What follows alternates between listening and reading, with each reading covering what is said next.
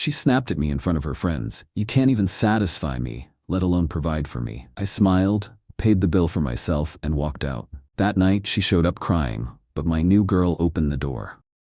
Hey viewers, just a quick thanks. Over 14% of you are already subscribed, and it means the world. If you're new here and enjoy these stories, join the family by hitting that subscribe button. We're on the road to 10,000. Alright, so I know how this sounds, but bear with me, because this whole thing is wild. My ex-girlfriend Vanessa and I dated for about 8 months. I'm 25, she's 24. Things started good, but the last few months she'd been getting more and more demanding about money and making comments about my lifestyle. I work as a plumber and own my own business.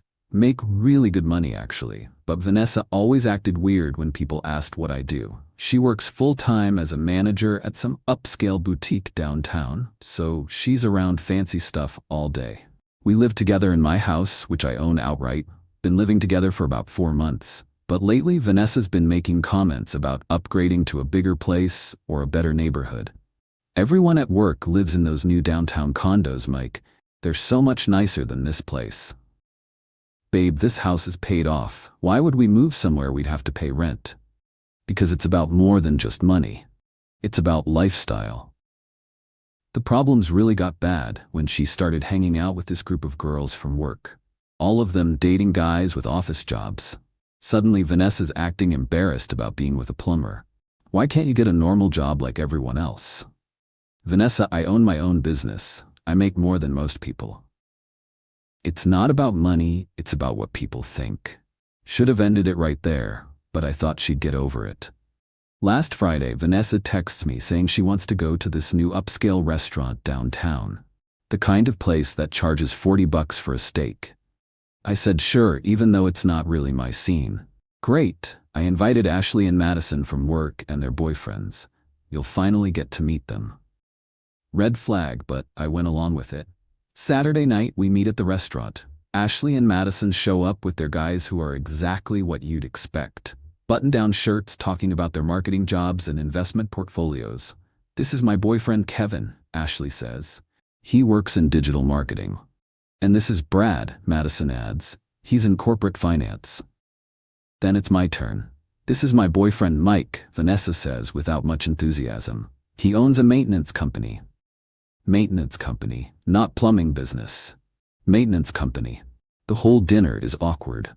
Kevin and Brad keep talking about their careers and asking vague questions about what I do. Vanessa keeps steering the conversation away whenever they get specific. "Mike handles property maintenance for commercial buildings," she says when Brad asks directly. Which is sort of true, but makes it sound like I'm a janitor instead of a business owner. About halfway through dinner, Kevin starts talking about this vacation he's planning with Ashley. "We're looking at Bermuda for a long weekend. All-inclusive resort package." "That sounds incredible," Vanessa says. "Mike and I never do anything like that." I look at her confused. "We talked about taking a trip to Costa Rica. You said you wanted to wait until summer." "That's different. That's not like a real vacation." "What makes a vacation real?" "You know, like somewhere romantic, with nice resorts and good service." "Costa Rica has nice resorts. It's not the same thing, Mike." Ashley jumps in. "Kevin surprised me with the trip for our 6-month anniversary. It's so nice having someone who knows how to treat you right." The comment hangs in the air. I can see where this is going. "Must be nice," Vanessa says, looking directly at me. Madison decides to pile on. "Brad and I went to Napa last month. Wine country is so romantic. Much better than camping or whatever." "See, that's what I'm talking about," Vanessa says. "Some people know how to plan real dates." "Vanessa, we've been on plenty of nice dates." "Like what?" "That weekend at the lake house. The concert downtown. Dinner at Romano's last month." "Those aren't the same thing." "How are they not the same thing?" "Because they're not impressive. They're just normal." Kevin and Brad are watching this conversation like it's entertainment. Ashley and Madison are exchanging looks. "Vanessa, maybe we should talk about this at home." "No, let's talk about it now. I'm tired of pretending everything's fine. Pretending what's fine?" "Our relationship, Mike, our future." "What's wrong with our future?" "What future? You're content just running a little maintenance business forever." "It's not a little business, it's successful. Successful compared to what? Compared to most businesses. I do well. Define well. I'm getting irritated now. I make good money, Vanessa. You know this. How good? Good enough to own a house and support both of us. That's not what I asked. The table goes quiet. Everyone's staring at us. Vanessa, what do you want me to say? I want you to be honest about your limitations. What limitations? Your career limitations, Mike. Your ambition limitations. I don't have limitations. I have a successful business. Vanessa looks around the table at her friends, then back at me. Mike, you can't even satisfy me, let alone provide for me. The words hit like a slap. Ashley and Madison gasp. Kevin and Brad look uncomfortable, but also kind of interested. Vanessa, what the hell? It's true, Mike. You're not ambitious. You're not sophisticated. You're just comfortable being small time. Small time? Yes, small time. Look at Kevin and Brad. They have real careers. They understand what women want. And what do women want? Success, growth, someone who's going somewhere in life. I sit there for a second processing what just happened. My girlfriend of 8 months who lives in my house just told me I can't provide for her in front of people I've never met. Then I started laughing. What's so funny? Vanessa asks. You think Kevin and Brad are more successful than me? They have real careers, Mike. Kevin, you work in digital marketing, right? Yeah, why? What's your annual income if you don't mind me asking? Mike, don't, Vanessa warns. I make about $70,000, Kevin says. That's great. Brad, what about you? Around 85. Cool. So Vanessa, since you think I can't provide for you, want to know what I made last year? Mike, stop this. $160,000. The table goes dead silent. That's impossible, Madison says. Nope. Plumbing business is really good. Emergency calls, commercial contracts, new construction.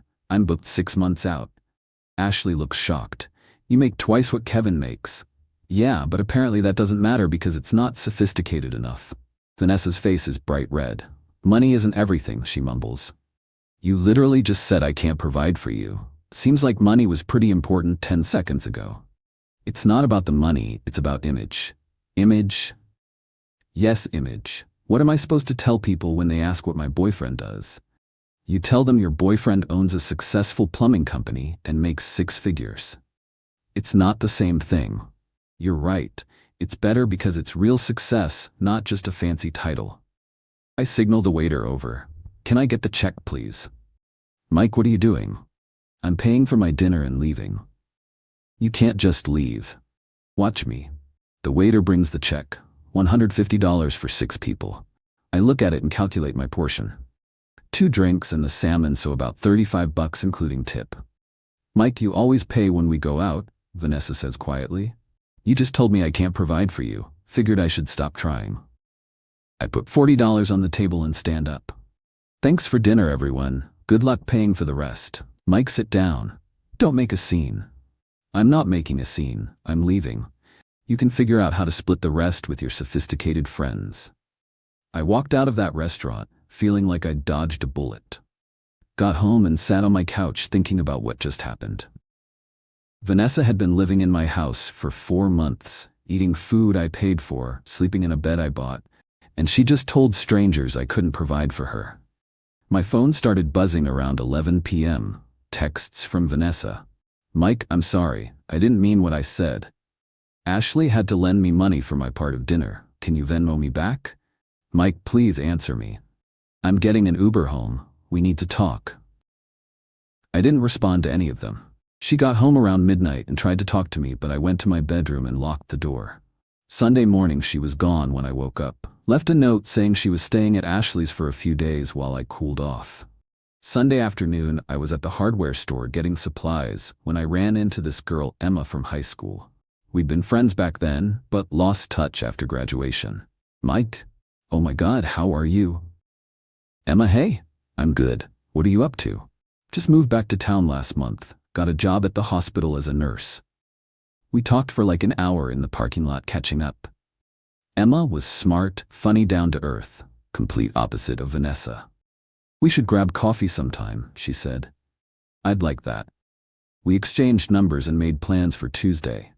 Monday, Vanessa came by the house while I was at work and packed more of her stuff. Left another note saying she needed time to think about us. Tuesday, I had coffee with Emma. We talked for 3 hours about everything.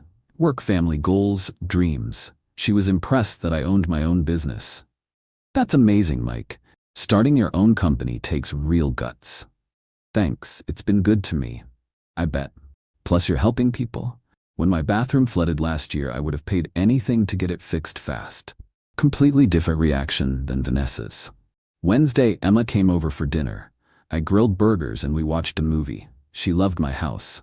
Mike, this place is beautiful. You own this whole house? Yeah, bought it 3 years ago. That's incredible. Most people our age are still renting apartments. One of the benefits of getting into business early. Thursday, Vanessa texted asking if we could meet to talk. I ignored it. Friday, she called my mom. They'd met a few times when we were dating, so Vanessa had her number. My mom called me later laughing. Mike, some girl called me crying about how she made a mistake and needs you back. What did you tell her? I told her if she was dumb enough to be embarrassed about a man who owns his own house and business, she deserved what she got. Mom, you didn't. I sure did. Then I told her you were raised better than to chase after people who don't appreciate you. Saturday night, Emma and I went out to a nice restaurant. Real date this time. She looked amazing, and we had a great time. Natural conversation, no complaints about money or status. Mike, can I ask you something? Sure. What happened with your last relationship? You mentioned you recently got out of something. She was embarrassed about my job, thought dating a plumber was beneath her.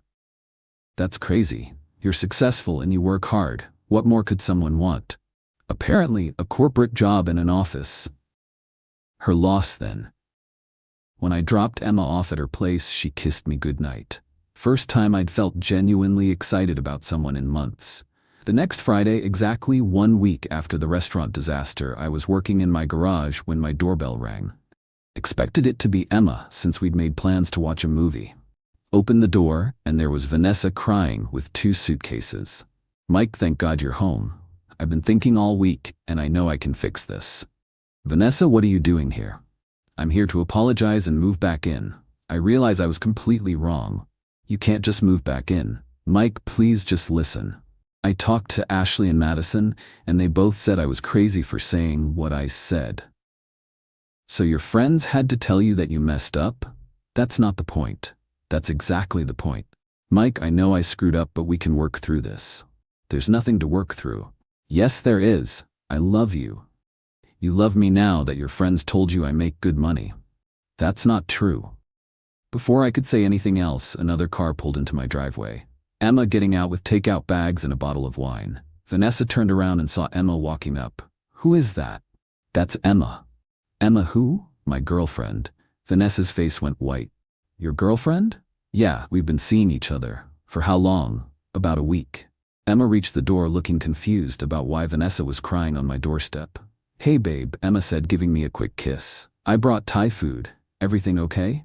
Everything's fine. Vanessa was just leaving. I was not just leaving.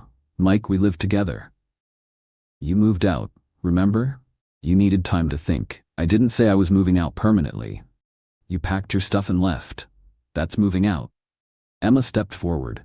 Hi, I'm Emma. I don't think we've met. I'm Vanessa, Mike's girlfriend. Ex-girlfriend, I corrected. Mike, tell her we're working things out. We're not working anything out, Vanessa. I'm not leaving until we fix this. There's nothing to fix. You showed me what you really think of me. Emma looked between us, then at me. Mike, should I come back later?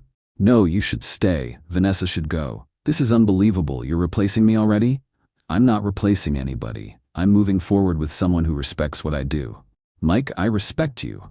You respect me now that you found out I make more money than your friends' boyfriends. That's not why. That's exactly why. You were fine disrespecting me until you realized you looked stupid. Emma's eyes widened. She disrespected your job? Among other things. Mike, I was wrong. I admit it. Vanessa, you weren't wrong. You were honest. You showed me who you really are. She stood there crying with her suitcases for another minute, then finally loaded them back in her car and left. Emma and I went inside and she asked what that was about. I told her the whole story. Her reaction was perfect. Mike, she sounds awful. Who says something like that about someone they supposedly love? Someone who cares more about what other people think than about reality. Well, I think what you do is impressive. You built something from nothing. That was 6 weeks ago. Emma and I are official now, and things are amazing. She's proud to tell people I own my own business and never makes me feel like I need to apologize for my success. Vanessa tried calling a few more times, but I blocked her number. Ashley reached out once to say most people at their work thought Vanessa was out of line at dinner. Last week I ran into Kevin at the gas station. He seemed embarrassed, but came over. Mike, hey man, look about that dinner. Don't worry about it. Nah, I feel bad. Vanessa was really harsh, and honestly, I was impressed when you told us what you make. Thanks. For what it's worth, she's been pretty miserable since you guys broke up. Keeps asking Ashley about you. That's unfortunate. She moved back in with her parents. Apparently couldn't afford her own place without your help. So Vanessa went from living in my paid-off house to moving back home. Interesting how that worked out. The whole thing taught me that some people care more about appearances than substance. Vanessa wanted a boyfriend who looked impressive on paper even if he couldn't provide what I could.